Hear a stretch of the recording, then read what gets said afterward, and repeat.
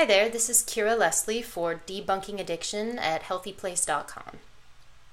Like the majority of Americans, I was shocked and saddened to hear of Robin Williams' death. I have an average or maybe even less than average familiarity with his body of work. I've never seen Mrs. Doubtfire or Good Will Hunting, but Aladdin was one of my favorite movies as a kid.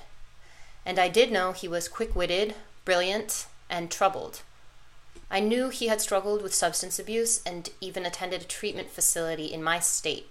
I knew he had been clean and sober for many years, and I tend to feel a special affinity for celebrities who've shared some of my struggles. Also, I'm inspired and motivated by people who have managed to achieve long-term sobriety, whether they're celebrities or not. Robin Williams and I shared some struggles, and we also had some different struggles. Since getting sober, I have not felt suicidal. And in fact, even when I was drinking, I didn't have the same constant battle with suicidality that I have seen in many of my close friends. I feel very fortunate in that regard. I don't know what Robin Williams' personal battle was like, and I don't want to address the reports and rumors about why he took his own life. But some things he was very open about during his life. One was his battle with depression and loneliness, and another was his battle with drugs and alcohol. People with substance abuse disorder are at much higher risk for suicide than the general public. There seem to be several contributing factors that make this the case. It's pretty apparent that a person in the throes of addiction, what with all of the havoc it wreaks in their life, may feel more inclined to take their own life. And of course, drugs, including alcohol, lower one's inhibitions and make it easier to do things that we wouldn't do sober. But what about the person who hasn't touched a drop of alcohol or a drug in many years? Unfortunately, Robin Williams' tragic death reminds us that even after we give up drugs and alcohol, we are still at a high risk for depression and suicide.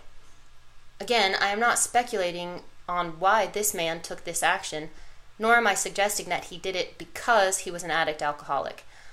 I am saying his death is a reminder that even people who seem to have a grip on their addiction can still be suffering tremendously from other mental health issues and related mental health issues. In fact, oftentimes we use addictive substances and behaviors to avoid having to deal with underlying issues. I know that's been the case for me. I have had to deal with depression and obsessive-compulsive disorder after getting sober, and there has been a lot of trial and error along the way. Also, I know it will be a lifelong process of controlling rather than curing my mental illness. Robin Williams apparently did address his problems, and he had some success in doing so for decades, until something pushed him over the edge. Hopefully, those of us in the recovery and mental health communities can learn from this that we are never really in the clear. Even if we put down the substances, we still have to deal with our minds.